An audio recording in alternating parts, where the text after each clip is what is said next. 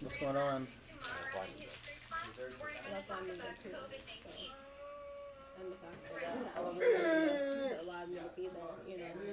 Otherwise, it'd be down in Venice. Yeah, Venice is chill. It's just still, like, even to get to the beach, you have to go through all the traffic. That's how you look like You go to a zoo too? I don't know if I Yeah. get, you know, it's just a vibe. Well, yeah. Plus, Venice is like it's beautiful, but it's also kind of gnarly at the same time. Like you can be by like a Yeah, you're live. Can you hear it? Turn the corner and there's Oh my god, you were. yeah, It's really someone's hot. like What is that? Chicken soup. A chicken and soup, A homemade. chicken and soupa. Soupa. Soup. No, I saw. Oh, you sent that to me. I was about to be like, I saw that, man. Kids and stuff, and they're really having dogs. This is so cool. yeah. What's up, guys? We're gonna start in a couple minutes. That's gnarly. Yep. Audio sounds good. Same thing in Brentwood. You get out the Wilshire and then you make a right out of San Vicente. Wait, when did you say that? Chicken and soup. So it's like a minute delay. Where San Vicente turns into Montana, literally it's like a tent city. And you got multi-million-dollar homes and then you got 1,000 homeless I people. drove by that over here. Yeah. Is that? It looked like a homeless encampment. Gus, I'm It not looked like fucking something talking to you. Structured. Just kidding. I love you. You just muted It it? looked like it was fenced off. And it's like- No, it is. So it is fenced off. So in the beginning of the pandemic, basically they were saying that the homeless people were allowed to live inside the perimeter of the gate. And before they were just not. Dino's like, But please now not it's like me. it's gotten to the point where Dino, come here. they're like the ones that are outside the fence are like not following like No. the pandemic rules or whatever. But like, Dude, who's not here? in the middle of the street and like just That's fine. My legs are So I live over in freezing. Topeka Lake. My legs are freezing. Or they still live there. I live on Moore Park between Topeka Okay. Great. Okay, yeah. So now, I am so mad. especially since the pandemic, it's It just feels so. I don't know why. It feels so all trivial of now. the Yeah, freeway I mean- underpasses. Oh, like all not of the happening? people Yeah. just get rid of. I don't know why I was so. Every single one. Yeah, every single one. And what they Looks like recently someone's did sitting here. was that the Tahunga underpass. Last week it wasn't. I saw one day there was cops and some people actually cleared off the sidewalk. Not through the And I book guess there. before they took all the What's up, boys? I've been Just trying to sitting get here? free all You. day, but I The hotel industry. I told you that was your spot. That's a big pulse spot. Yeah, just, I'm sorry. This yours? Yeah, you need some? What do you need? Well, no, I thought somebody was sitting there. How you doing this week? Hi, Jonathan. How are you? Good. So you Alright, there's his black. look ready for the winter. So, well, it's like, so, I was like, so what happens? So they put them in the I think you need right? more. It's And like obviously they can't keep it there forever. freezes. That's gonna Whereas probably gets warm again. then now Supposed to actually. the area on the freeway is When I read about it, go I always like look you at get the it. weather before I do anything. real estate. Yeah, I gotta bring my plants indoors and all this stuff. Solving that Weather problem. determines But now, weather. I feel like in my career, Why don't you do it? brother. that Oh, you did? Oh, right. I forgot about that. What's going on, bro? From New York. right. So I Even warm I more. don't have it. Right. I'm just I see that like That's it, bro. so now let's say the people that were in the hotel, they eventually So I don't know, the leave, meeting they was go back supposed to their start. area, but Should we now start somebody it or else what? has it. You're So the now boss, there's this man. conflict. The one that you of like, Okay, it's meeting time. Well, that's what I'm saying. Like, what else does it? So like, I'm just kind of speculating on what could happen. I don't have an answer. Well, whoever gets voted in, You gotta if whistle. anything changes, what's happening with the socialist something? The only, Where's Billy? it's a process. It doesn't how the system is, that's why the people are that way. If the system is Meeting different, that time. doesn't There you go. happen. Yeah, everyone There you go. Thank you. projects or whatever. All right, everybody, it's meeting time, so we're already late. But it's the system. It's a different kind of system than we have. Meeting time. To have a place to live, you know? Sorry. There was a place Okay, I'm just gonna go through the rules. If anyone messes the rules up, they're gonna get it. What are you gonna do, Billy? We're gonna get in a big circle I'm and gonna piss open on up it. a can of whoop ass. Big Paul will piss on everybody. Okay, if I can read my writing here, so we're doing 4-minute shares now. 2 minutes, the sounder goes off. We need a timer. Anybody willing to time? Oh, wait. Would you? I have an awful sound for it, but sure. That's okay, but so they have 2 minutes and the timer goes off and then they have 2 more minutes. Okay. And 5 shares per person. I mean, if you go over a little bit, that's cool, but we don't want ball hogs. What page are we on? Please raise your hand when you want to share and say your name so we all get to know Billy, you. can you make and everybody online gets like nobody inside? Veronica's just done. Sorry, I have a wife and we can't. We gotta. All right, so if you have to pee, there's a tree over there. And Well, except the pee. I think we can pee, right? Tree. What about the shit? Alright, go ahead. Well, we'll put then, some toilet paper there's by bushes. Don't tempt me with a good time. BYO shovel now. 3 shells. Okay, crosstalk is permitted, but please keep it polite. Please try to keep your shares related to the reading, but if not, if you got a vent, we're all here to, hear you out. We read a paragraph out of this book, and then you, the person who reads it, can share on it, or anyone else can share on it. The meeting's an hour and a half. And here we go. So you're to my left. I don't remember exactly where we left off. 53. But I have a good idea, yeah. Because I forgot to mark it last time. 50 something. Or again, suppose that a child falls into a canal. Did we read that stuff? No, we left off on 51. The jot. God, what up? Oh, The really? jot. So we yeah, read no, you that. can go in to use the bathroom. And then the It's all scribes good. and Pharisees. We're gonna have Yeah. food. Billy, do we have Yeah. food out here and shit? Sick No. ass hoodie. I think we left off as you grow in true spiritual power. I think that's where we're at. As we Love grow. it. Yeah, he was tripping. Yeah, I think that's where we're at. Oh, no. I'm ready. Cool. Alright. Dude, is there nobody sitting here? He's like I'm you're cool right sitting here. all modest right there. So as you grow in true spiritual power and understanding, you will actually find that many outer rules and regulations will become unnecessary. But this will be because you have really risen above them. Never, never because you have fallen below them.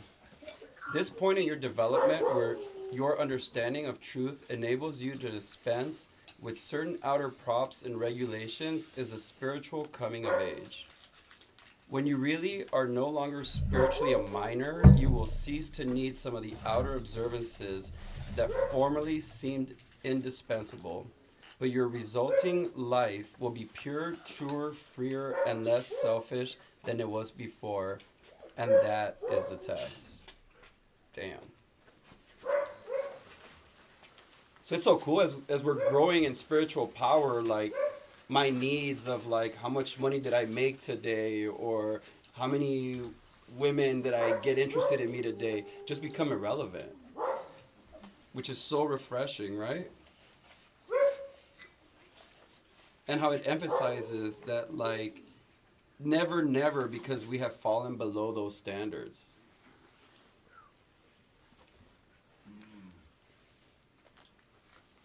Anyone else? Jonathan, Jonathan. you know, this resonates with me particularly because, like, okay, I'm sober, in Alcoholics Anonymous. It's all right to say that, right? Yeah. Yeah. So, I remember for the first 5 years of my sobriety, I was really in the book like all the time. I got sober in Brazil originally, and I had a sponsor there that was like, Jonathan, you gotta study this book, you gotta memorize this book, because you're like one of the only motherfuckers around these rooms that can read and write.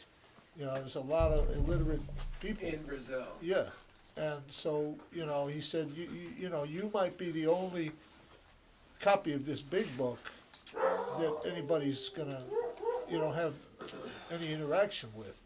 And that stuck with me, so I started studying the shit out of it. Then when I moved, up here, I started going, I think like the first 5 years, I only went to step study meetings or literature-based meetings. Like I wouldn't go to, like speaker meetings and all that shit. And so, I became like this big book thumper kind of guy, like I was always quoting out of the book, I was, go to page this, page that.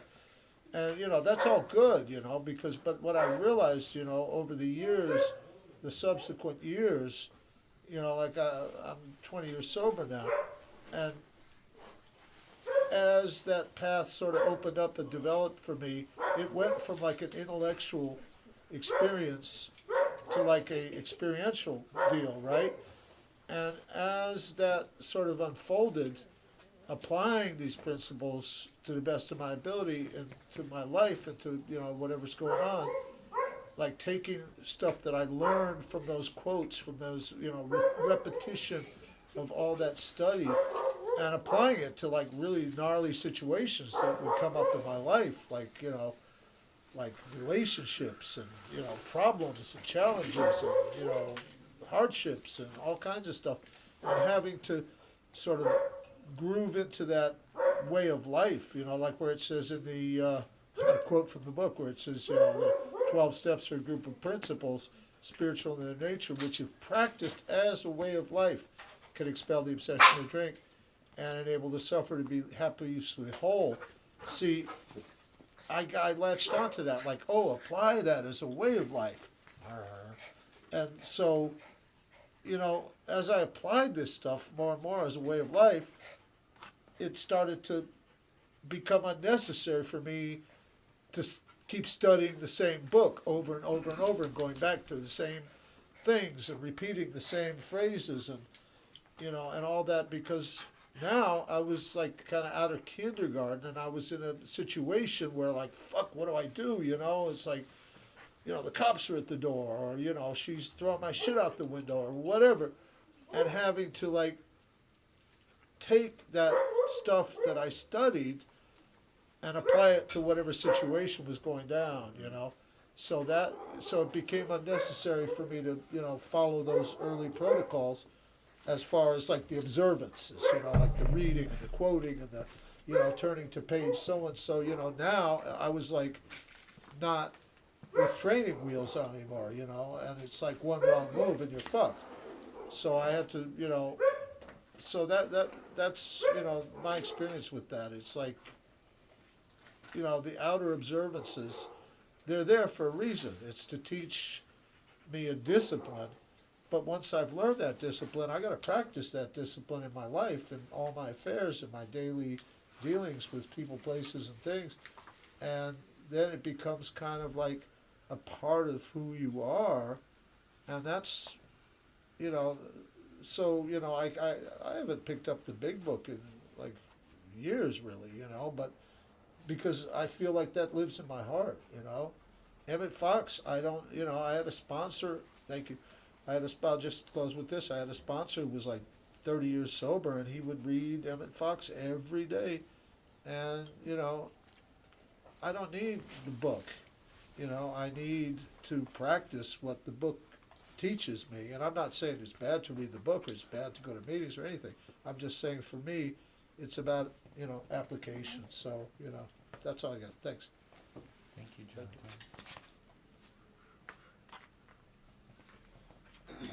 This is kind of dangerous, I think, for me. I get what you're saying, and I feel like this. I feel like that too. Like now, when I do step work with sponsees, it's like, let's just read the first fucking chapter in 12 and 12. It's like, are you powerless? Do you understand what powerlessness means? Like, I'm completely defeated. Left to my own devices, I am a complete defeat. I think I can do some shit, but like really, if I'm not connected, like I just cause wreckage and my ego, and I'm talking shit, and I'm just I've gotten things but lost them and been in more pain. And it's like I don't need to read, like I know that from experience, but I mean they're saying here that I don't need outer rules, like dude. They're saying that I'll find that many outer rules and regulations will become unnecessary. yo, like I was in Trader Joe's the other day. I was like, fuck what you're talking about.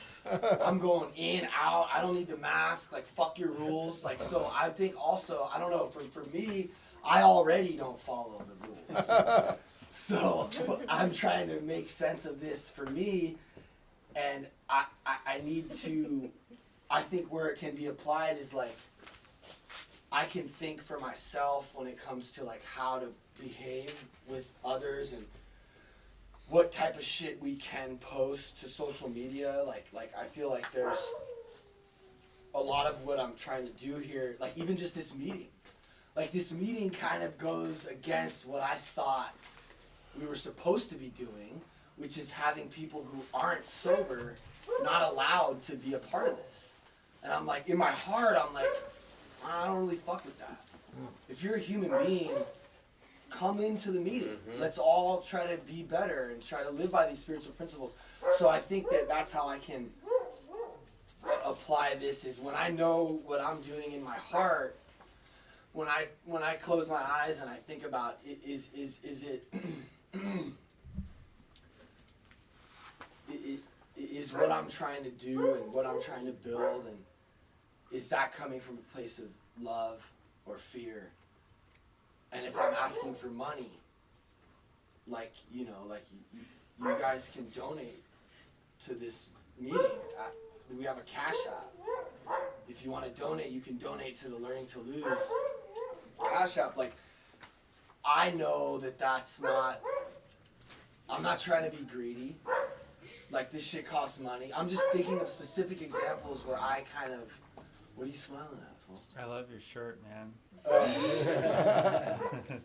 I mean, this, talk about like breaking rules, like this motherfucker, like, so I don't know, I just think that like, yeah, there are a lot of outer rules that, like it says where your understanding of truth enables you to dispense with certain outer props and regulations, so I can get rid of certain societal norms, like, is it okay to be in an open marriage? Like, I don't know, that's between me and my wife, and we're not going to follow the normal, you know, I mean, 100 years ago, we threw people into an arena and watched them get killed. We had slaves. I mean, just because humans think we're doing some shit right doesn't mean that we are. So I think there's still a lot of shit that's kind of like backwards. You know, like, I don't know, maybe this concept of monogamy, or I don't know, maybe I've been playing with a lot of these ideas lately and concepts, and some of them have to do with like sex, you know, and whether or not it's and it's weird because that one kind of is almost contradicting to what they tell us in this book as it relates to like the like what you talk about, the what is it, the temptation, the physical sensual temptation to resist that. But I think what they mean, or at least what I take from that, is it's, you know, over the candy. Like, if I eat 20 of these, I'm doing that. But if I just have one, I'm not succumbing to that sensual. So I think it has to. I think each person in each situation is different. If you have a conversation with your wife or your partner and you guys come to an agreement, you don't need to. The outer rules don't really apply when your relationship with your power is strong. Does that make sense? I hear what you're saying. Yeah, but I also need to like have enough humility to obey certain rules, like the mask thing, and you know, not like flip out. How's the timing going? I went like this 2 minutes ago. Oh, so you're just doing hand signals. I'm gonna do two at 2, and I'm gonna go 4 when your time's up. Okay. So she's the timer, right? Yeah. So why are you micromanaging that? Oh. Because I'm not hearing any buzzers. Right. You don't need them. Just trying to Watch follow it. the rules. I actually doing like hand that signals. better. Like, I don't like that sound. Yeah, that's that kind of sound nice. Yeah. is kind of a little bit like jarring, so I like that. Okay. But yeah, I think I'm good. I'm done. Thanks for letting me share. Michael. Hi, my name is Thanks, Michael. Pat. Mike. Thanks, Thanks, Pat. Pat. Yeah, I see this as something kind of simple in just practical terms.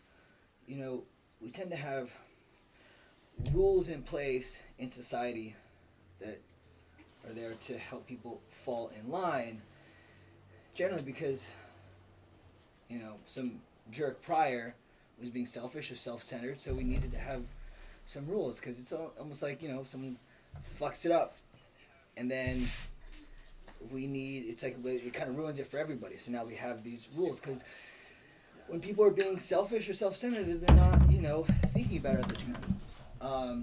You know, I remember when I was getting my license, one of the biggest things I learned when it came to driving was common sense and common courtesy. And a lot of people don't have that in their day-to-day. They're just thinking about what they gotta do and where they gotta be and all this stuff, and just plowing through anybody else's life. So we have rules for a lot of people that don't think on, or, you know, can't see outside themselves. But if I'm thinking about, or if I'm not just in myself all day, I can see outside me, I can see the other people, I can kind of make way for their lives as well, because their lives are just as valid as my life. So I think when I read that, that's kind of what it says to me. As long as I'm in line with my, I guess, I don't want to say myself, but if I can just see outside myself, then it's not about not following the rules, but I don't need to look at the rules. You know what I mean? And I think it goes inward as well.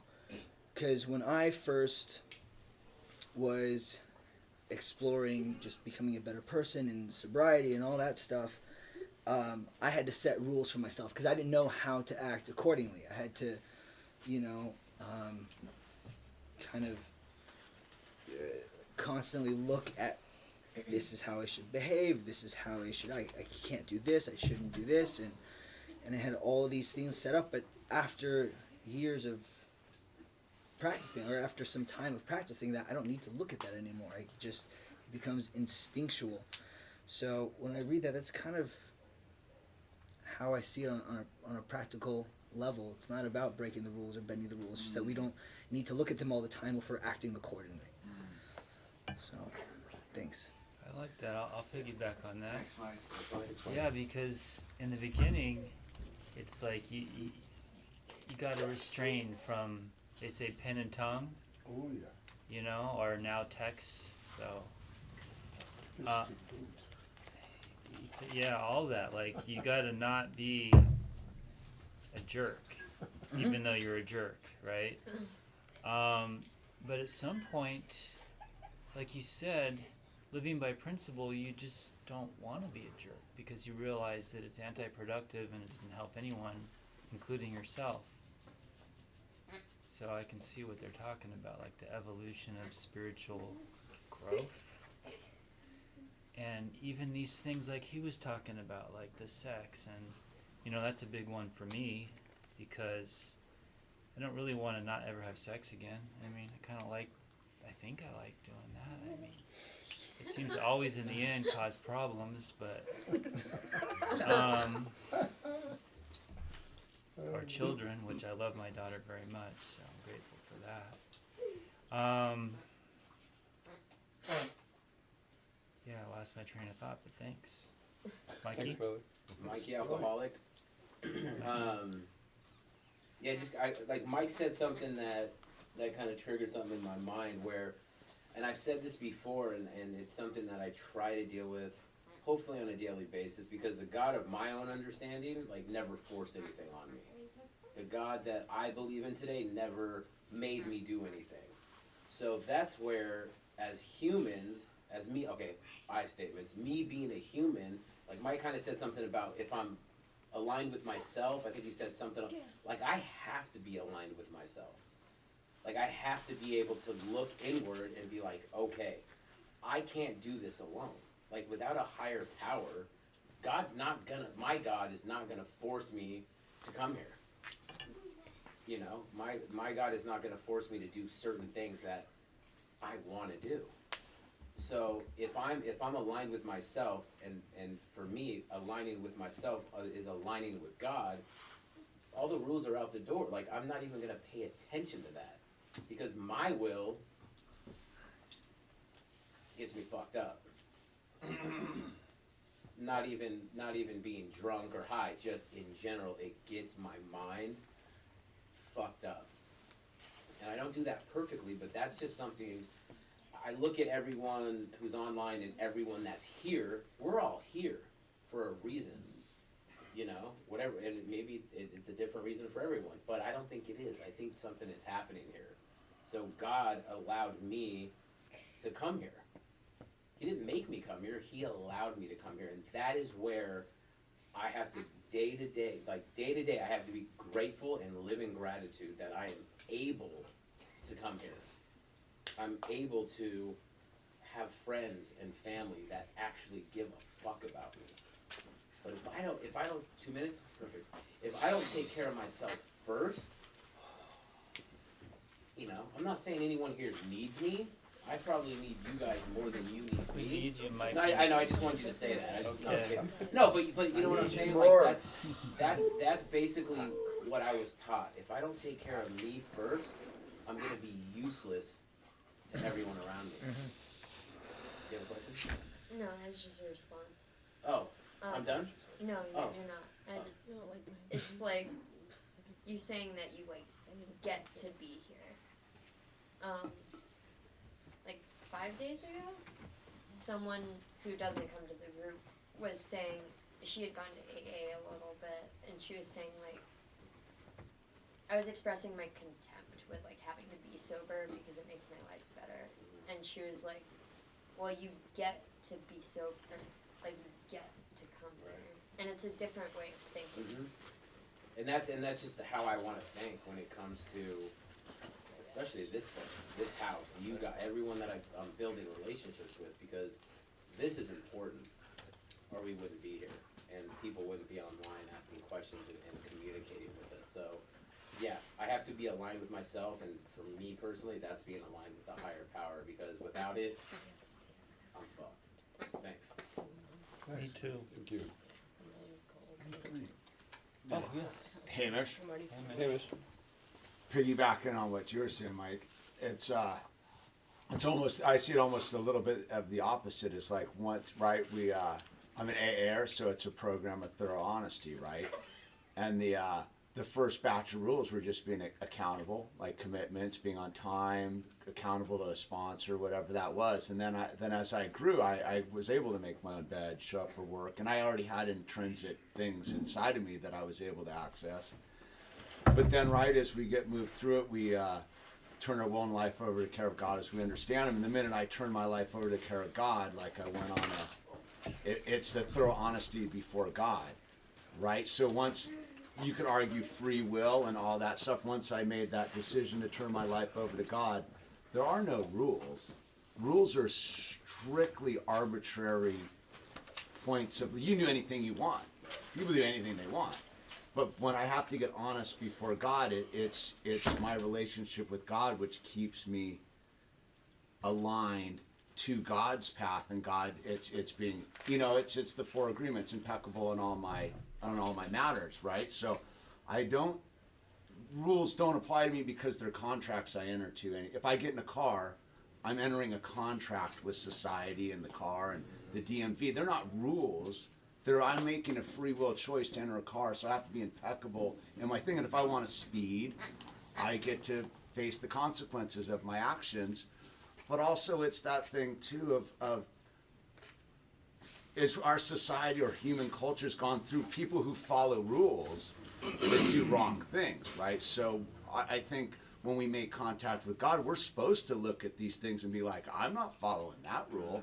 That goes against, like, moral is a loose word that's weird nowadays, but the moral code I have is like, I will never do harm to another human being for for my own purposes except defense, right? Like, do no harm is my code. So you can't, nobody can tell me a rule to make me do anything to anybody. And then you get into these things like, I don't have to pay my bills, I don't have to do anything, I don't have to follow any rules.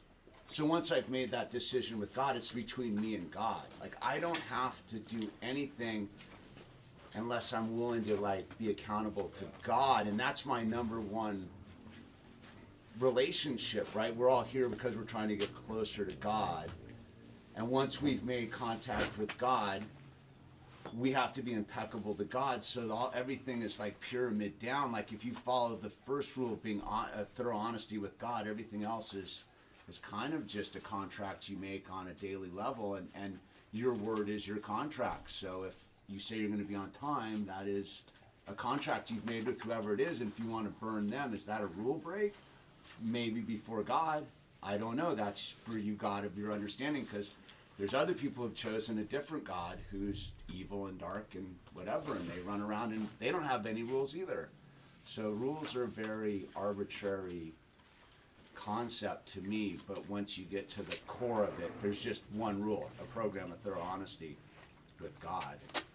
That's all I have to be accountable to, and it trickles down both sides of the hill, kind of. Thank you, Hamish. Thanks. I just want to clarify one thing, Billy. So you're going to hear a lot of God, and we always say this because a lot of people get turned off by God, and me, especially the word Jesus.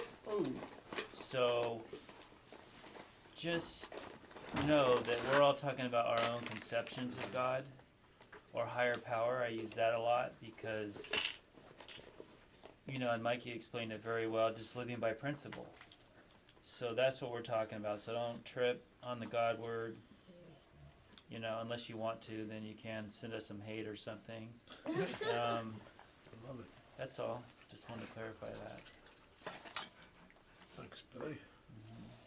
I'll say something. I'm Haley. Hi, And Haley. I've never been to one of these meetings, but I have a mother that's been an alcoholic. So it's quite interesting. And then recently been around some people that did drugs all the time. So I had an interesting experience myself, and I just really appreciate what all you're saying. And what I find is that in my own experience with life, that like any dogma, whether religion, all across the world, they have all these different rules, whether you're in yoga or whatever, but they're guidelines. And I find that it's just really for those that maybe feel lost or don't really have that in touch with themselves, because for me, God and my inner self, they're one, they're the same thing. And so the more that I connect to that alignment, however you want to say it, within whatever dogma, that you just feel more whole, you feel more aligned, you feel more clear with whatever you're doing, and you have more compassion for your inner child, for your own mishaps, and for your own desire for the thing, and whatever that hole is that wants to be filled by it, and that once it's filled by presence and by life and by our breath, we feel gratitude, then we can experience that orgasmic cosmic bliss kind of energy that we have within our body, which I feel like a lot of people turn to substances for because they're not experiencing that. And a lot of people are pushed away from being able to connect to the sensual pleasures and all these things, as like so many of the religions say, no, don't be sexual, don't do that, or don't do that, but it makes everyone want to do that, so if we learn how to harness the senses and utilize them for our pleasure and for our enlightenment and awakening, then we can be in one with and in touch with and in gratitude for, instead of feeling like we're separate from. So that connects us more fully to our Creator, fully to ourselves, and to our ability to trust our own intuition. And then also feeling like someone cares for us and you care for yourself, so that other people do. And when we keep making those choices that are good for others, we just keep aligning and vibing higher and higher, and then we all just feel good, so you don't need things to feel that. And so I've just seen so much destruction happen from my mom's behaviors and her choices, because she felt so broken and she didn't get the love she needed from her own mother, so it's like I was able to see the whole pattern and how it creates more disharmony, more patterning. But if you go back, like I had to be the chain breaker of the whole thing. I'm like, okay, my mom didn't know how to mom because her mom didn't know how to mom, so I learned how to mom myself, and then I mom all the kids.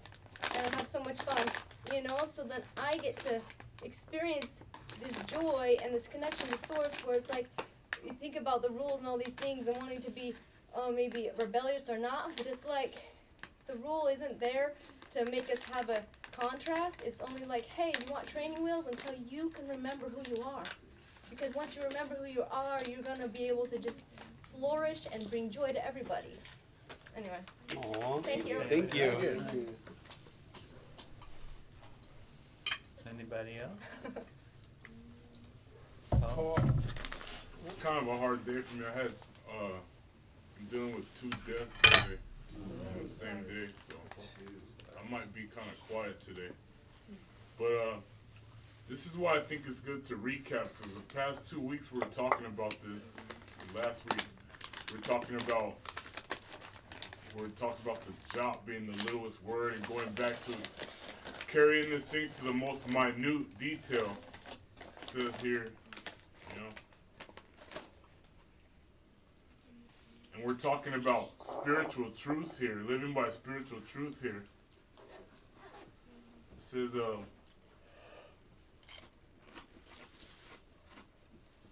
it is utterly impossible to make any real spiritual progress unless you are honestly trying your very best to live this life. It is utterly impossible to divorce true spiritual knowledge from right conduct. Spiritual knowledge, living this life. It's a hard one, but like, it gets easier as you go along if you're practicing this way of life. And I still go to the big book, man. It's like my anchor. It says here on page 87, this is step 11 going into step 12, if we're doing this as a way of life. It says, what used to be the hunch or the occasional inspiration gradually becomes a working part of the mind. Being still and experienced and having just made conscious contact with God, it is not probable that we are going to be inspired at all times. We might pay for this presumption in all sorts of absurd actions and ideas. So fool's gonna come back, of course. Nevertheless, we find that our thinking will at times, as time passes, be more and more on the plane of inspiration. We come to rely upon it. Once you get a little dose of this truth and living this way of life, and what my sponsor used to say to my sponsor is, you know the difference between crap and ice cream. You've been eating shit so long, you don't know what ice cream tastes like. Once you get a taste of this ice cream, you want the good life. Yep. So once you fucking go to the Haagen-Dazs shop or something, you come to rely upon it. You want this ice cream, you know? We come into this way of life having eaten shit for so long that's all we taste. That's all we feel comfortable eating. We make a life of it, you know? It's hard work getting into the ice cream way of life. You know, that's just an analogy that made it easier for me to get it, because I ate shit, you know? My life was, you get comfortable, you wallow in it, you know? But living this life, especially once you start doing this work and working with others and going through it with sponsees, you start to see how it works in other people's lives. You start to rely upon this. You start to rely upon the tools that you can use to have a better life. And that's what it says here. As you grow in true spiritual power, like it says here in both books, and understanding, we actually find that many outer rules, which are man-made rules, you know, and regulations will become unnecessary. If you're already living by a good moral code and you have a moral compass, how can you wander off if you're truly living this way of life? You don't need man-made rules to tell you how to be a good person. If you have God in your heart, you know, it becomes another book. It becomes a language of the heart and a coming of age, like it says in this book here. Like we just said. That was 4 minutes? Once I get going. Thanks, Paul. Thank you, Paul. Thanks, Paul. Appreciate that. So there's a section on here that talks about how where your understanding of the truth enables you to dispense with certain outer props and regulations, is a spiritual coming of age. So what that's cool is it reminds me that I can operate in this outside world and still be true to myself. So like for me, true spiritual power and understanding came the first time I traveled with my kids, and I was reminded that I have to put my mask on before I put theirs on. And at first as a parent, like I didn't understand that. It was like, no, wait, I want to put their mask on, but what use am I to them if I'm dead, right? Yeah.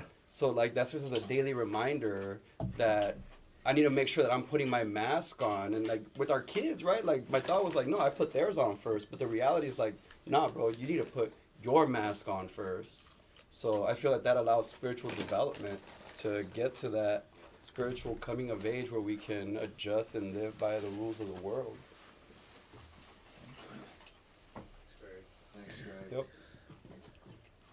Yep. My name is Michael.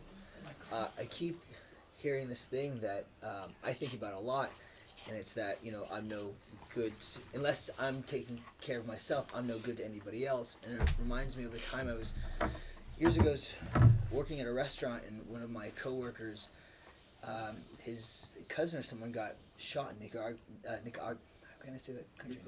Nicaragua. Thank you. And I wanted to give him some of my shifts so he can make some money and go back home and take care of his family. At the time I was working with my sponsor, and I was like, yeah, you know, that's what I want to do. He's like, well, you know, why do you want to do that? I said, because I feel like that's the right thing to do. And he goes, can you afford to do that?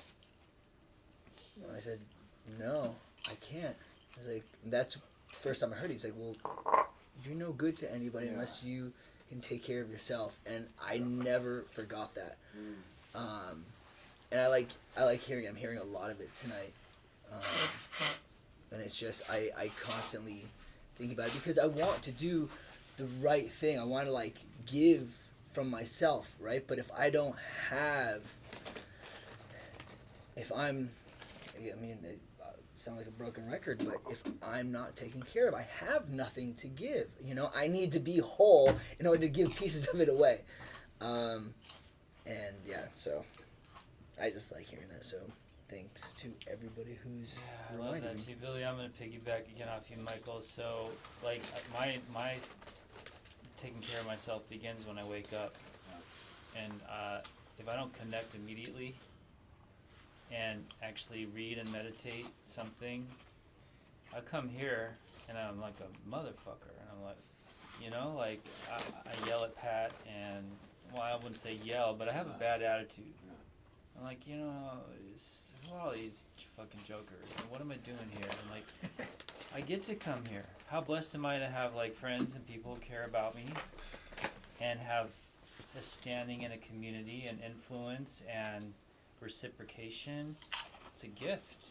I mean, I was like isolated my entire life, and maybe that's why I go to that, because I'm comfortable there, you know. But I gotta like watch myself before I take my marbles and go home and never come back, you know. So that's all. Yeah, thanks. Pat, alcoholic. Pat. I talked to like a couple days ago. I spoke to 3 alcoholics. I'm sponsoring 5 guys right now, which is like a lot for me.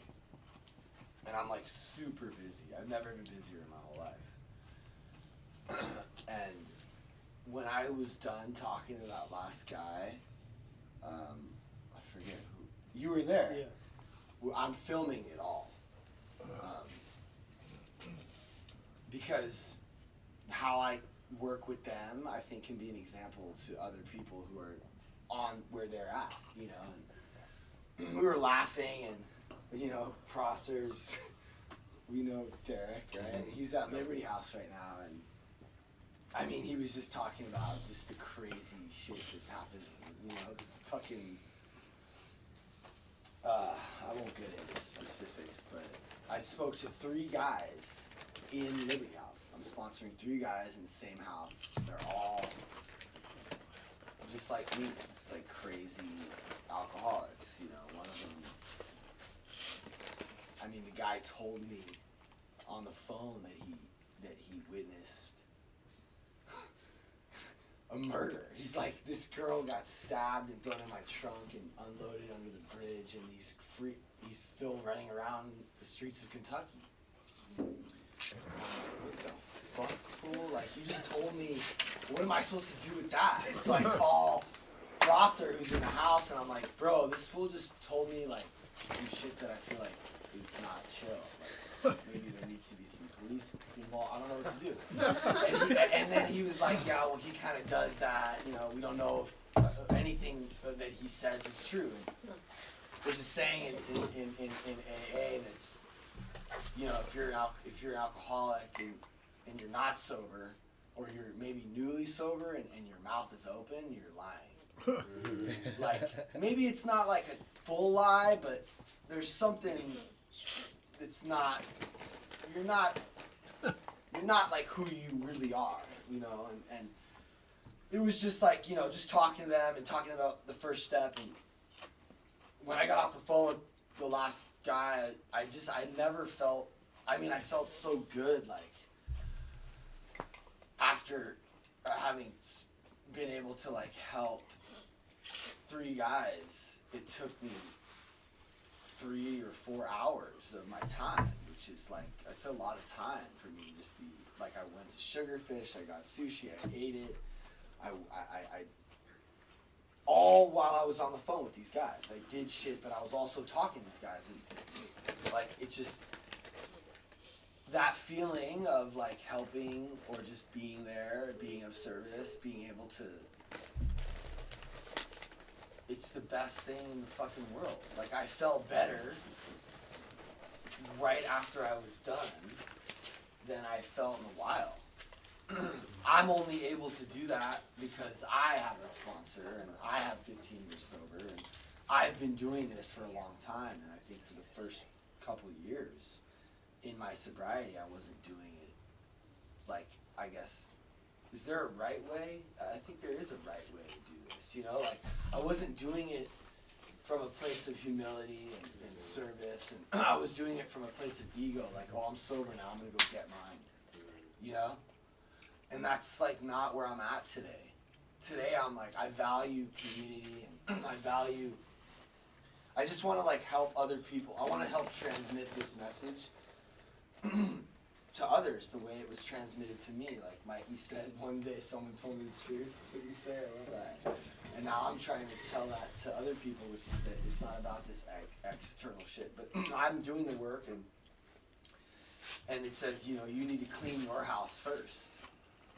So I'm cleaning my house, and then I can talk to someone else. I have a good relationship with my wife. I have some stuff that makes me some money, and I have some meaningful relationships with friends, and I'm very honest with everyone in my life, and I'm going for this thing, you know, and because I'm doing that, I'm able to help someone else. But like Billy said, if I'm not doing this, like tomorrow I could wake up and just like forget it all and just be like crazy. And when I'm in that place, I don't know that I should be talking to my sponsees, but I'm going to anyway. And when I talk to them, I'm like, oh shit, like, you didn't do this today. And then I'm reminded to do it, you know, so it's cool. But I would say that like Mikey was, like, Michael was saying, like, just be careful not to spread yourself too thin. Like, don't go to fucking Nicaragua if you can't afford to go, because then you're just going to be in a more fucked up situation than you were when you left. Because getting your own house in order is not a small task. It's not an easy task, you know. It takes, like, rigorous honesty and constant communication. But yeah, nothing feels better than helping others. And that's pretty cool that I know that today.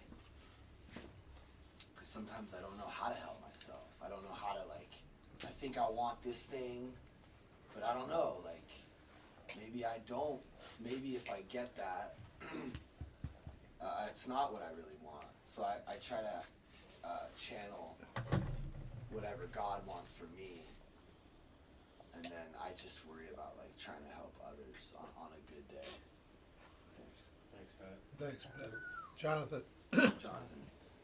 you know, just to piggyback on that, like me and Big Paul we went through like a really gnarly time one time.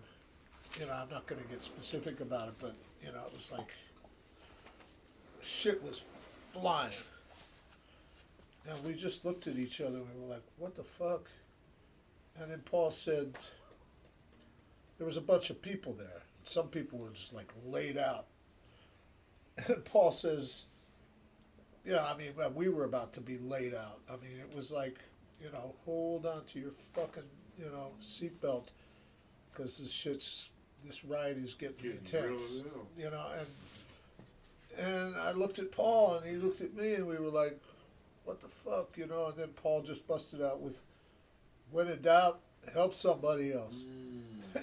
And that's what we set out to do, you know, and it was just like, and then, you know, suddenly, like, all the panic and all the fear and all the paranoia was just gone because we were on this mission to, like, help somebody who was, like, more fucked up than we were in that situation, you know, and that always works, you know, but, like, a couple weeks ago, maybe a few weeks ago, I don't know, when I was here, we shared out something in the Sermon on the Mount where it says, if you truly, I mean, I can't quote it anymore, but it basically said, if you're truly living this life, if you're truly living by these principles, you become the salt of the earth. You'll become like a light of the world. And, you know, that does not necessarily express itself in all these outer rituals and rules and regulations the way my ego would expect it to. Thank you. You know, it doesn't necessarily come with any, you know, cash and prizes or any fame and acclaim or anything, you know. It's just, because basically what it said in the book is, it says you'll be a light of the world and you will be able to help people in faraway places, people that you've never met, that you'll never know, that, you know, that you'll never even see, because you're just carrying that light. And that starts with self-care. You know, it's like what everybody else was saying. You know, me first, me second, me third. You know, that's because if I don't build that character that with God, that enables me to be that light of the world that can affect people that I've never even met or never going to see in a positive way, if I don't do the work on myself to go from being a fucked up, decrepit, demented loser to raising my consciousness to a level to where I can actually do good in places that I don't even know about, because it's a spiritual thing, you know, and spiritual is, you know, there's like suffering spirits all over the place, you know, and just by lighting up my own light, by working on myself, by going into my own darkness and putting the light in there, that brings comfort to these suffering spirits, whether they're in a body or whether they've, you know, whether they're just hanging around because they don't know where the fuck to go, you know. They just want to hang out and make trouble. And, you know, so it's my responsibility and it's my, you know, my greatest pleasure and honor to be able to work on myself so that I can transmit something, and it's not necessarily through words or any specific actions, thank you. You know, it's just, it's a lifetime work, like Pat was saying, you know, there's a lot of work to be done. Fuck yeah, man, you know. I mean, I'm just scratching the surface, man. You know, I'm an eternal student. Have to be. I got to learn so much And then I have to apply the shit that I learned, and then little by little, you know, I could be that light of the world, you know, and help, be of service, help somebody else. But not necessarily in any particular way that my ego wants to say, oh, I could do this, I could do this, I can go there, I could see her, I could do that, you know. No, you know, it's intuitive, and God is, you know, really the only, you know, my conception of God is the only source of my intuition. I can't do this shit without divine assistance. If I try that, then I'm just, you know, I'm just heading for trouble. So that's all I got. Thanks. Thank you. Haley, thank you so much for what you said. If you don't mind, I think that I've been through something recently that touches on what you shared. How you said about the spirits or whatever, you know. So I was in an experience where I was with somebody and we were doing K a lot, and I never done K before in my life. But I lived with someone who actually dealt drugs and did it every day. Started doing cocaine, and then went off the cocaine. I held space for him to do that. Then did way more K, and just watched this whole thing. Okay, well, with me participating, but I'm not an addictive personality, so I didn't do it 20 times a day like he was doing it. Seeing what it did to his consciousness and his brain chemistry, man, and then me being intimate with him and having taken on demons literally, and I went to a shaman and I did Bufo. I don't know if you've heard of combo or Bufo, but before I was smoking a lot of cigarettes, and I never smoked cigarettes before, but the Bufo is a frog venom DMT that's like beyond anything, and after I did that, I don't even want cigarettes, don't even want spliffs, don't even want any of it, because the first time I did it, it took me to a place, like, I just sobbed and sobbed and sobbed and cried, all the stuff that I couldn't, and no one could hold me enough to help me get to that place to cry. But whatever this medicine did, and the shaman, she could hold a space that was so powerful that I could let it all go. The second time I did it, I had giggly blissed out, just beyond, like, what? The third time, 1,000 times beyond that, of just joy, just utter, like, what? Like, feeling the power of God, source, whatever, to the utmost within me. And even from then, I was still smoking a little bit, and I go back to, like, it's like, oh, this is disgusting to me now. And I used to feel that way, but then I did it, and I start liking it, and all this stuff. What I bring to the point is that I saw another woman who is this amazing woman in Bali. She's like an elder Hebrew priestess thing, and she's like, wanted to do, like, I want to do a little whatever it is, just like a soul memory thing. And I'm like, just check on me, like, some stuff's up, you know. I want a clean house, literally. Like, I've been through a lot, stuff I've never done before, never been around.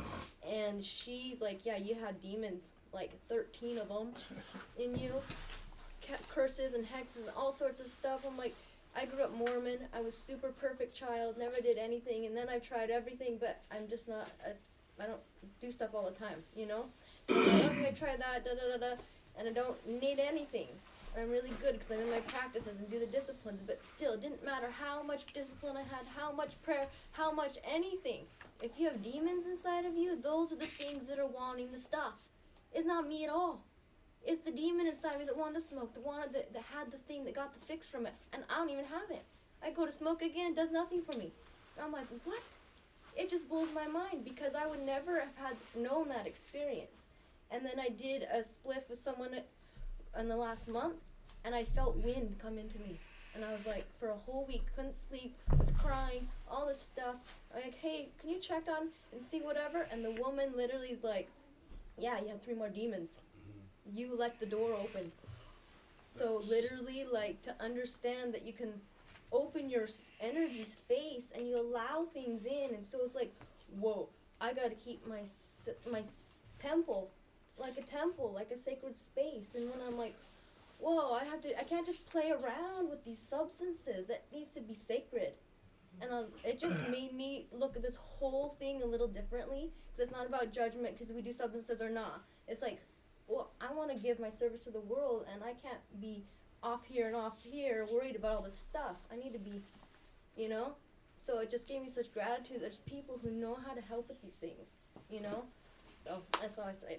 Thank you. Thanks, Jonathan. You know, I gotta say something, because, you know, I've been working with shamanic practices for a long time, and the whole question of demons or low vibrating spiritual entities and stuff. What I've learned is that we are the demons. It's like if I got demons in me, it's because there's something in my vibration, whether it comes from trauma or from whatever, inherited shit, karma,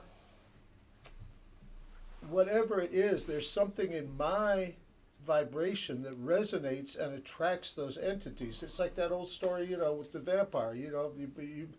They can't come into your house unless they're invited, and that can be, completely unconscious. That I don't even know. I'm not even consciously aware that I'm vibrating on a level that's attracting all this shit, but it starts with me. So, this goes back to, doing the self-work, going into those dark places. You can't tiptoe around, inherited curses and, all that shit. It has to be exposed to the light. This is, essential. I mean, it's like, I've had to do a lot of deep inner work, and I'm sure, I'm just scratching the surface, but it's like, turn over that rock and look at all the creepy crawly things that are festering around underneath, because that's what I have to expose to the light so it can be healed. I cannot just bliss out, and do ayahuasca or whatever and just be like, oh, this is so beautiful, I'm with God, this and that. Meanwhile, inside I'm just, this rotting, festering, horrible, demonic magnet, a shit magnet, so... I mean, in spiritual terms, I call that turd polishing, It's like you can't sidestep the dirty work, and that's, at least that's been my experience, and there's a lot of ancestral baggage, there's a lot of karmic baggage, there's a lot of, all kinds of shit, and it's like if I'm not willing to look into those dark places with God, with the hand of God, taking me into those dark places to really start digging, then I'm just kidding myself, I'm just like, just living in some pink reality that really has nothing to do with healing or spiritual growth, that's, at least that's, for me, that applies. Maybe not for everybody, but for me, that's definitely been, and I know this guy here, forget about it. He's doing the work. He's done the work. I've seen him doing the work, like literally seen demons flying off this guy, and, because he's willing to let that shit go. He's willing to do the dirty work. Roll up your sleeves and, let's get busy with, the dirty shit, the dark shit. Let's go in there and, clean this shit up, because if not, it's just like, good luck. That was before I started helping people. You gotta go through the darkness before you can help others. Yeah. In the practice that we carry. Well, and in the big book, which you love so much to quote, it says somewhere in there that our dark past can be our greatest asset, because it's through that, that I could share my experience, faith, and hope. They work hand in hand. It's all spiritual work. Yeah, man. You guys hit a chord with me, Billy, alcoholic, Billy. addict. So I love all this stuff. I don't really relate because I haven't seen demons, but I've listened to people talk about entities. I wanted to have you and Rudy on the podcast because it's October and it's kind of would go in the vein because you two seem to have some knowledge about this stuff. But anyway, so there's this thing with the spiritual practice, and it says here and it says in there, and I think even in the scripture, Jesus said that you can go further than me. Yep. And then it's like it's tapped, but it's an infinite resource. And I really love that idea. And in my daily thoughts, my self-talking mind, when I catch myself figuring out like, well, I can't do this, I'm like, well, wait a minute, can't? Or this isn't going to happen because of this and this. Well, why not? Like I try to catch myself limiting myself. And I think it's doing something, because I believe it's all a thought process. I believe higher powers mental, we're mental beings, and that's why we're made in the image of God and all the blah blah stuff. Is like we have God powers because we have imagination and we can create and we can dream up things. And I read this book called The Kabbalion, not the Kabbalah. It's just The Kabbalion, yeah. yeah. And so it explains God as we are an image in God's mind. Basically, is the closest interpretation, and I really hung on to that because I don't know. It's the only description I ever got, I guess, really. So, but I love this limitlessness because I want to go as far as I can before I die with that, like actualization, or Jung calls it individuation. It just tickles my fancy because I believe, I feel and hear that, like I talk about going through the fourth door and the top of your head coming off and you being like into the cosmos and you are it and it is you and the whole, right? And it just really gets me going. So thanks for igniting that. Thanks for being good. Yeah. Now, Hamish, on that whole subject train, but even like simpling it down, like in that stew of like the first things you learn on the journey of recovery that is very powerful for me, and was learning to say no to things. I think as an alcoholic, I speak from my own experience. I came in afraid to tell people no. I remember I like almost people pleasing, like. I don't want to say no, like, yeah, I'll take you there, or I'll take that job, or I'll do that, or I'll do that.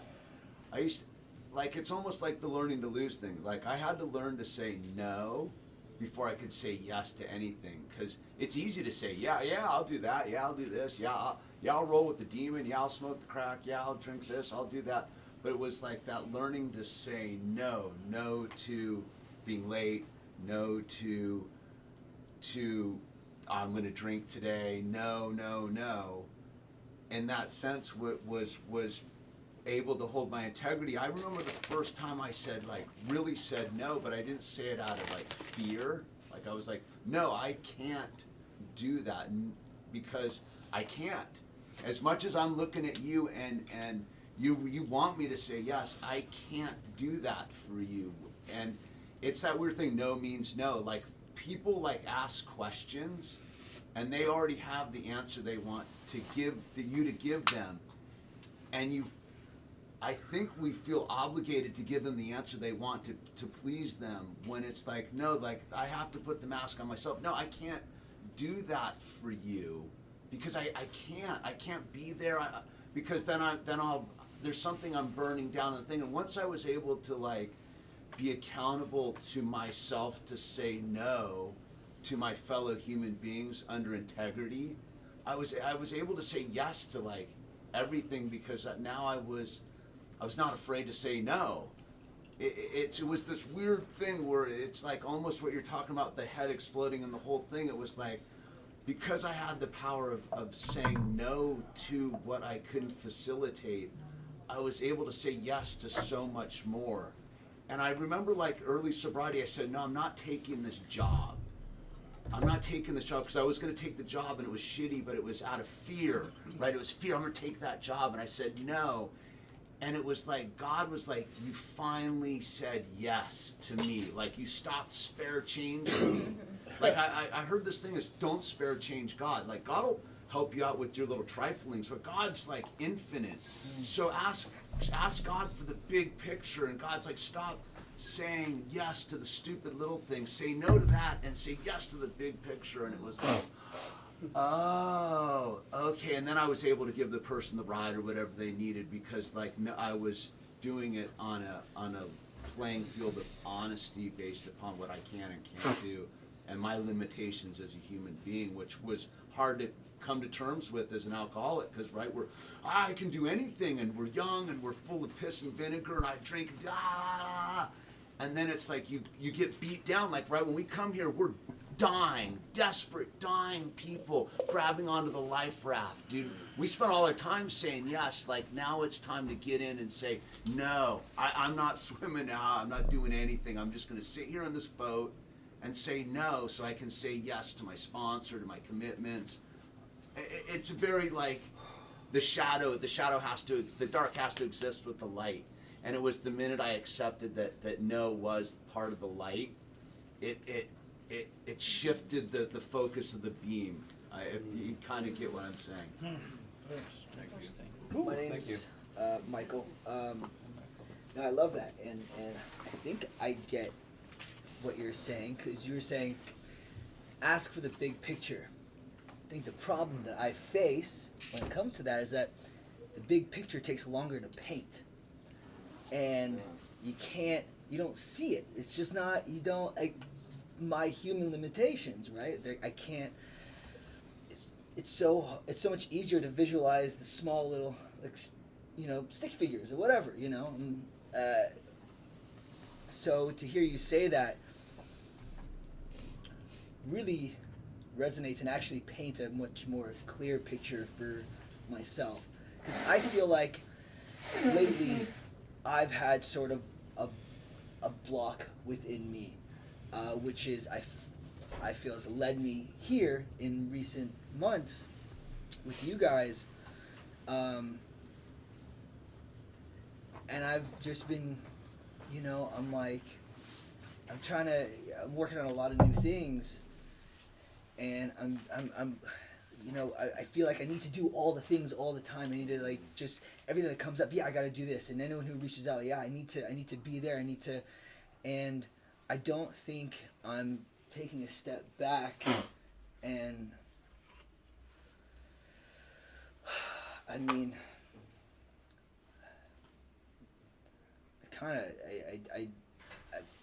I don't even have a clear thought, because I'm so just spinning in it, Yeah, I can. What up? I can hear myself just trying to still figure it out, and I need to just sort of stop and allow, the big picture to sort of evolve on its own and just sort of ride the wave. I don't know. I'm at this point I'm just mumbling, trying to figure it out. So I'm just gonna shut myself up right there. And that's it. Yeah, I can respond to that, Michael. Well, look. Do you want to go? And then I'm gonna go. And then do you want to go? Yeah, sure. Were you raising How about your you? hand? I was saying he has two. Oh. Right, someone else can have I don't need my 2 minutes. I'm The way you think may be similar to me, because I can totally relate. And it's like when I get up in the morning and I'm running the show, and I don't know I'm running the show. It's happening back here, but I get so that I can't even have clear thoughts, right? And I gotta do this and this, and this leads to that, and how am I gonna do all that in 24 hours? Yeah. Yeah. And then I'm just kind of bumping into walls and not even getting the basic shit done, right? And what happens is I know from training, oh, God, you have my daughter, you have the vape, you have my money, you have my life. If I am going to die today, I'm fine with that. And I just got to go all the way, get everything. Doesn't matter. Life is short. I'm breathing. I'm happy. This hot cup of coffee is really nice. And I got to do that, or else I'm trying to rule the world and I can't. I just don't have the power to do it. So I don't know if that helps, but I can relate. Thanks, Billy. Yeah. I do have something. So as far as saying no, right before I got sober, well, right before I stopped drinking, it was I watched this movie that I had been looking for 10 years. I watched it when I was a child, and I didn't know the director or any of the actors in it. All I knew was the plot. And I watched it over the weekend 3 times, and I only remembered watching it one of the times because I blacked out the other 2. Rocky Horror? No, it wasn't Rocky Horror. It's called The Phantom of the Paradise, which is essentially a rock opera. It's the rock Phantom of the Opera. It's really weird. I went home, and I just remember going to my mom, and I was like, I can't do it anymore. I was like, I can't do it anymore. And it took me X amount of blackouts and like 2 years of not being in my own body. And I was like, I'm saying no to like the demons, and I'm saying yes to feeling again. Because I didn't want to feel for so long. And as soon as I said no, it was almost like a big sigh of fucking relief. And I went to detox, and I didn't drink for 6 days, and I didn't give myself a choice. No one like made me go to detox, but I was like, it's time to start feeling again. So I don't know, all that resonates with me. But how does it tie in with the movie? Oh, I blacked out 3 times. Oh, okay. I only watched it.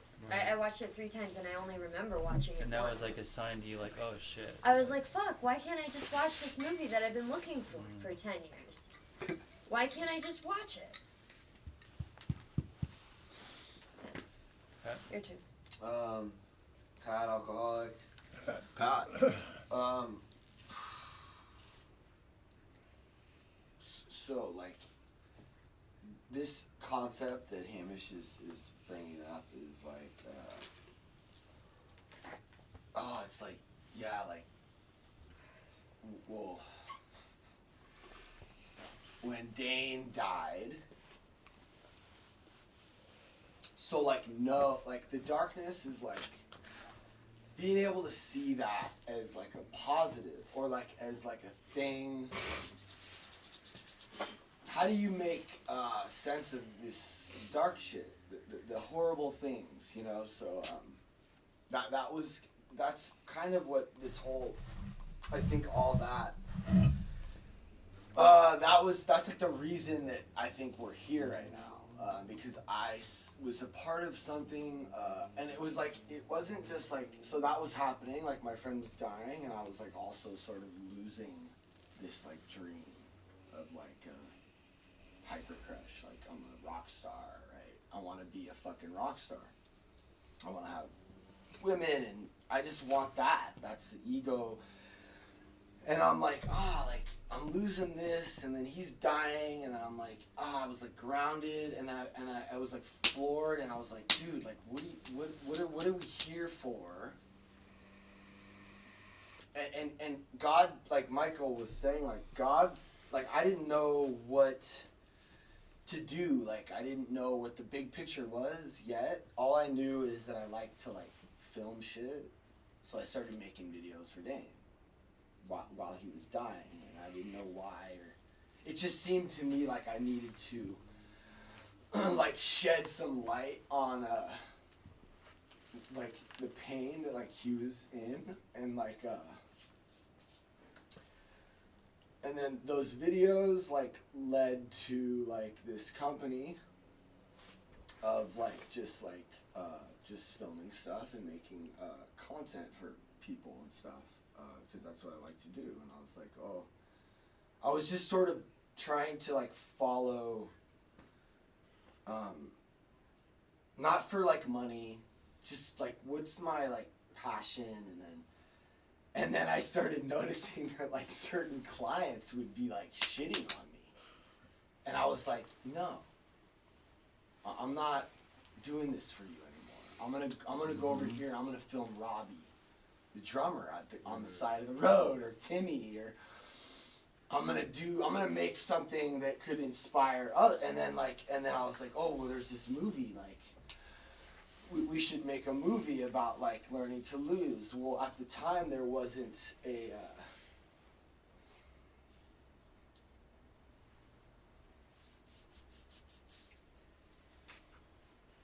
it's just like weird, you know?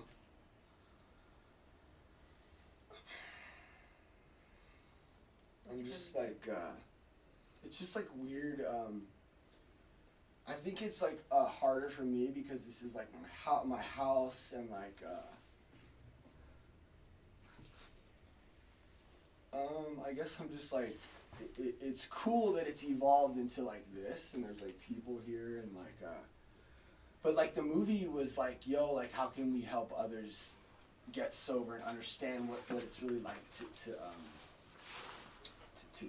get sober. Prime time was actually sort of the crux of like all of this, because I was like, prime time helped me see that what I want doesn't matter, and what I think I know doesn't matter. Just lean into the things God wants you to do. It's kind of hard to explain, but then that turned into this podcast, which turned into Billy saying we should start a meeting, which turned into like it's evolving as and I don't know what, all I know, it's like Kanye was just on Joe Rogan. He's like, I'm just doing God, like I'm just doing God, and I'm like just trying to do that every day. And it's fucking cool, man. What if this is turning into something really rad, and like there's hundreds and thousands of people that are like following like me and my wife and like, you know, the whole crew, and it's just like turning into this thing. And it's profound, because when I used to like put a camera on someone and like try to expose a truth, a lot of people are like, what are you doing? Like, don't do that. And what I realize is it's sort of exposing their demon. If you have a demon, you don't want other people to see it. So now I have all people around me that are like, yeah, bro, like, let me talk to these other people about my pain and my struggle. So this idea of transparency through social media and like using all the shit, it's profound. And it's like, you know, not listening to the rules or the people or the judgments, and just going for it. And like, we're all here going for it. And it's kind of hard to explain. I don't know if that made any sense, but it's the dark, it's the bad, it's the pain, it's the struggle, it's like the death of this dude that like started, I think, a lot of it, and the loss of this dream idea at the same time. And then it was just like, start something new, and then that evolved, and it's just like, saying no has a lot to do with it. So yeah, this is just like really cool, and like we're missing some key players, and it's still like a great meeting, and I hope that we can just keep. Like, I'm so crazy. Like, I don't have limits. Like, I need to practice. Me and Billy are like opposites. Like, I need to practice. I spent an hour talking to my therapist about how I can limit myself more. Because I'm like, I think this is going to be something where we're going to be doing this meeting with a few hundred people in a room, streaming it to a few thousand people. That's where my head goes, but it's all good. Like, we're here right now, and this is enough, you know? Mm-hmm. So yeah, we need each other, and thanks. Thanks, Pat.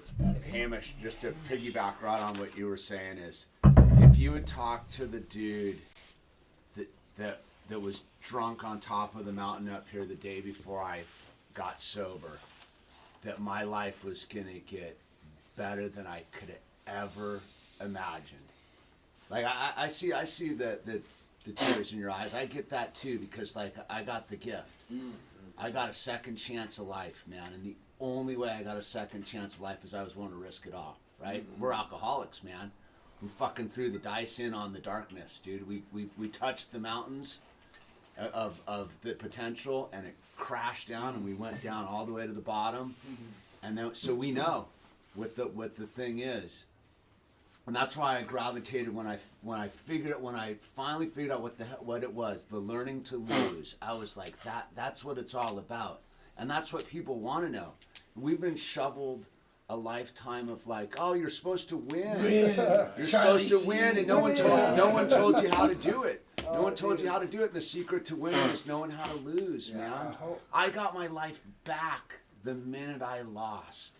Like, right? Isn't that the kind of the AA thing? And a lot of the prime time is the minute I realized I was drowning and I had to grasp like a drowning man for life again. I got to get life back, and I appreciated every moment. Like I get to sit with the sun. I never knew I was going to happen. I almost missed it. If I had said yes to all my bullshit along that early first phase, I would have missed the fucking treasures of life, man. Like, And along the way, it's been brutal, but every one of those brutal moments has been a gift, like wrapped up. Where I just know now to like, oh, you take the beating of the cosmic beating because you're going to get treasures on the other side, and they're going to be beyond your comprehension, man. And so I admire what you got going on here, because we got to learn how to lose to win. Dude, right? I'm so happy you're here, bro, because Yeah, you just good fucking stuff. illustrated it really well and sort of kickstarted a really great conversation that probably doesn't have much to do with what we just read, but I think it probably does also. Yeah, I also like how you kind of take the like the negative and turn it into a positive, right? Like the no. I get the no now. There's a lot of things I got to say no to if I want truth. Well, it's what Jonathan was saying about the shamanic shit, right? Like, most people are blowing smoke up everyone's ass with it's all supposed to be fucking rainbows and unicorns, and people are like, wait a minute, dude, like, I got fucking problems in my life. Like, how does that mix with the rainbows and unicorns? And it's like, oh no, life's got shit going on in it. It's the shit ice cream, dude. Like, the shit's what makes the like rad vanilla ice cream, and you know, the con job's deep in our society. Dude. In our own heads too. This is true alchemy, man. You know, it's like the alchemy is where you turn shit into gold. Yeah. You know, because we come here with a, you know, truckload of shit. And that shit gets converted, like, you know, like it says in the big book, that shit gets converted into our greatest assets. You know, because it's by sharing our darkness that we can have compassion, that we can have true compassion. Because the root of the word compassion is compaixão in Portuguese, which means, well, if you break it into Latin, com means together with, and paixão means suffering, pain. So it's basically shared suffering.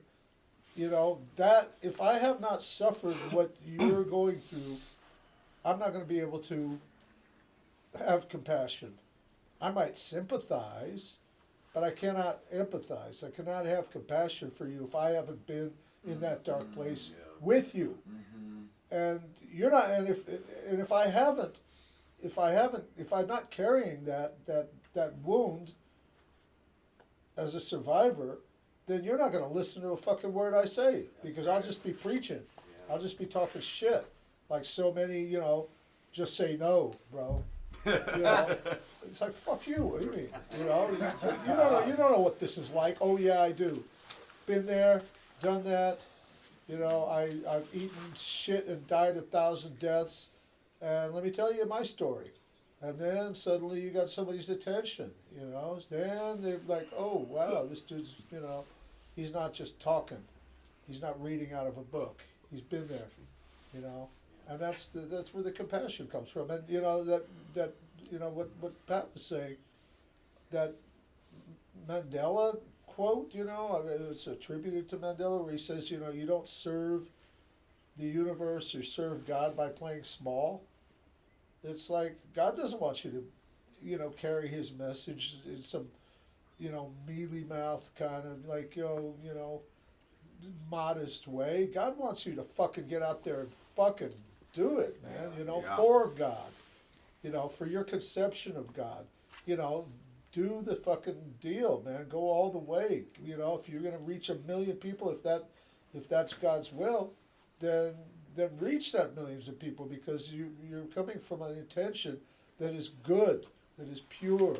So what you're doing, you know, is to be of service. And if you're doing what you're doing to be of service, then, you know, you could serve potato chips, or you could serve a fucking, you know, 10-course fucking gourmet meal. What do you want to do with the gifts that God has given you? I got a Mikey. Yeah, Mikey, you want to go? After And then you, Mikey it's the the end of the Billy. meeting. I'd like to hear from the two folks who haven't shared. Oh, go If ahead. that's cool. If you don't want to share, just say your name. You know. Go ahead. I'm an alcoholic. My name's Mikey. Yeah. Hi, Mikey. I admitted that I was powerless over alcohol and that my life became unmanageable. Okay? I did not want to. Who wants to admit complete defeat? Practically no one, of course. Yeah, right. So, you know, I say I surrender. Like, you know, and it's like, it's the whole thing of learning to lose and this movement that I'm seeing, like from the time I started coming here and reconnected with Pat and got on the podcast, and I was just like, what the fuck? Like, really, what the fuck? Like, this is real shit. This is not, this is life. This is life.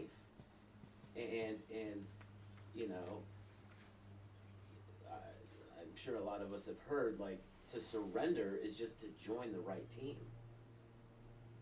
And that's what people need to hear in this world, is that this rat race that like, man, I want to be this, I want to be that, but it's like, no, I just want to be of service and be with my fucking people. A long time ago, someone also told me, find your people. Everyone here are my people. Fuck yeah. And there's a million other people that need to hear this message. And it's so apparent, you know. I don't know about you guys, but I don't get along with everybody. I don't vibe with everybody. Not everyone likes me. Hard to imagine. It's hard. I know. See, I'm throwing shots out, just alley-oops. You know what I mean? No, but it's like that's what people need to hear. Is you have to find your people, and we're going to continue to find our people. And people are going. I truly believe that this is gonna be a way of life. I truly believe that because I've seen it and I'm watching it explode. But I have to be present today, tonight, for this meeting, for you guys. I have to be present and listen. Like Jonathan, like, I have to be a learner, a constant learner, because I don't know shit. That's why I come here. That's why I do what I do, and I'm just truly grateful for the relationships that I'm building in this fucking. Anyways, thanks. So before we move on, I just want to give Corey Beard. Corey Beard is a regular that's usually here. Yeah, I miss him. Yeah. Well, he's misses us right now, and I just kind of wanted to just share for him, and then I want to touch on whoever else. Didn't share. Corey's here in spirit. He's on this chat. I miss being there so good. I have learned to say no because that is what Learning to Lose is about. I can't even figure out what to say yes or no to when I'm consumed by my ego and what I want. So I have to say no to my ego first, and then I can get a perspective on what is a yes and a no for me. The circumstances that we find ourselves in during our lives, good or bad, don't have any authority over our yes and no choices either. We submit to God our plan through prayer and learn through that process with path to take. We submit to God our plan through prayer and learn through that process what path to take. Ideally, I wouldn't commit to any choice without considering the will of God for me first, which comes by doing the work that many of us have seen works and produces fruit. When I lose, I win. Thank you, Pat and company. I love you guys and girls for continuing this. Thanks, Corey. So we got like 40 fucking people in here with us right now. They're fucking piggybacking on what we're saying. They're talking amongst themselves, and Corey's here talk. You know, I mean that's that. He just like wrote that pretty well. So thanks, Corey. Thanks, Corey. Yeah, why hasn't he showed up? He's probably on a job. He does like big movie shit. So he's probably out of town doing some cool movie shit. You want to go? Sure. Aaron, second time here. So a lot of what I've gotten out of everyone sharing tonight is the motto of learning to lose, but also kind of like the archetype or infrastructure that kind of we're like raised to think what life's about. Like I think you said winning, right? Like if I do this, then I'll have that, and then I'll be happy. But it's like the other way around, you know. Like if I be love or whatever word you want to use, then I can do this and I can have whatever the fuck I want. And it's completely like backwards in normal society. That was like I guess my biggest lesson over the past year. So I don't know. I definitely can relate to the. But also, in the last year, you've probably experienced more things than you have almost maybe in your whole life, and it's brought you to where you're at now. That's a crazy thing. This has been a very interesting year, but I'm truly grateful for everything that I do have, and I think this past year, I mean, I've gone through my own stuff, but we all have, and the world's in a really fucked up kind of place right now. I think it's a great opportunity for everyone to like reconnect with the stuff that really matters, as opposed to like thinking about money or accomplishments, like true happiness and love. Like you guys said, being in service, being able to help other people. That's it. Right on, dude. Thank you. Thanks. Thank you. Ryan, can I go a little bit off topic right now? Kind of going off what Pat said, losing Dane. You know, he found a really dark spot. When my dad passed away 3 years ago, I found myself in a super dark spot. But if I rewind that to my childhood, I was kind of brought up to live in a different way of life, always telling the truth. But I never did because my parents were cops, so I had a lot of shit to hide. Drinking, alcoholism, drugs, fucking, you name it, I had to hide it. So I got in this mentality of lying a lot, which then kind of got me to lie to myself.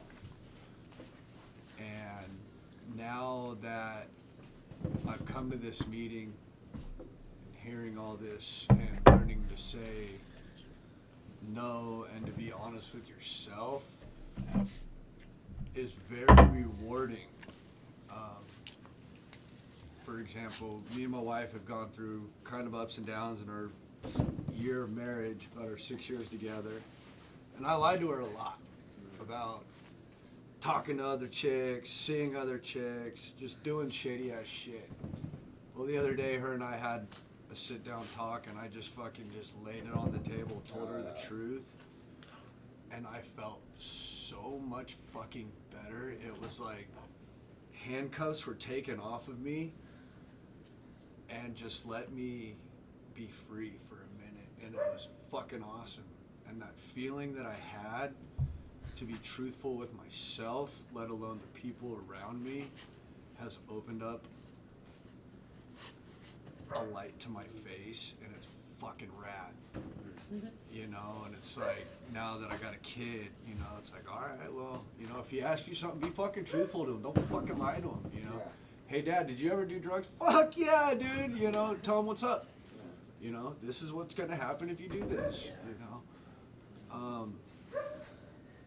But it took this meeting and me going into a really, really, really fucking dark place a couple weeks ago when I called Pat. And I needed help because I saw myself going in a path of destruction of what I didn't want to see me again in. Pure anger, drugs, bottles of alcohol, hiding shit, you know. And I don't need to hide anything, and I just need to be truthful to myself and learn to say yes to myself. You know, hey, dude, you can go fucking do it. Go fucking do it. You know, and instead of sitting there going, nah, I don't know, man. I don't know if you can do that. But at work, you know, lately I've gotten a couple of tasks, and I proved my boss wrong that I could fucking do it, and it just felt so good to be like, yo, let's do it this way, try it my way. You know, instead of talking to myself, nah, dude, you're a fucking idiot, you don't know what you're talking about, just do it their way. So, learning to say yes, no, and to be honest with yourself is what I've taken a lot from this meeting, and I appreciate every single one of you. And especially last week when I had a hard-ass week, every single one of you got me through that week with your stories, your shares. And Paul, I'm sorry for your losses, man. Thank you. Thanks. Any burning desires?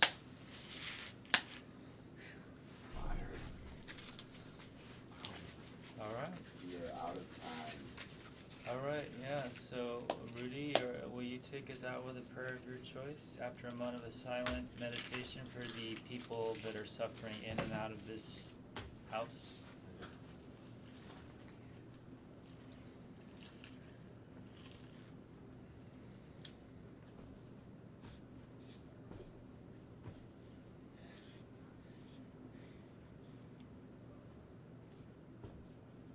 Just knock on the table whenever you're done. There's a lot of people out there.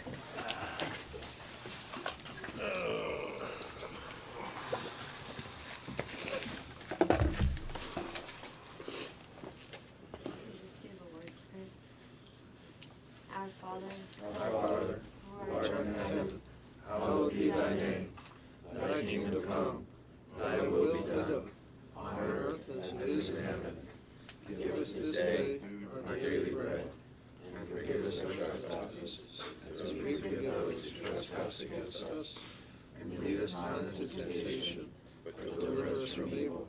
Thine is the kingdom, and the power, and the glory, forever. Amen. Keep coming back. It works if you work it. I was thinking that. Dodge your hat right there. Oh, you can't just get this at the store? You can't just get this at the store? I tried. Good to see you, bro. Good to see you, man. Skipper. Yeah. Good.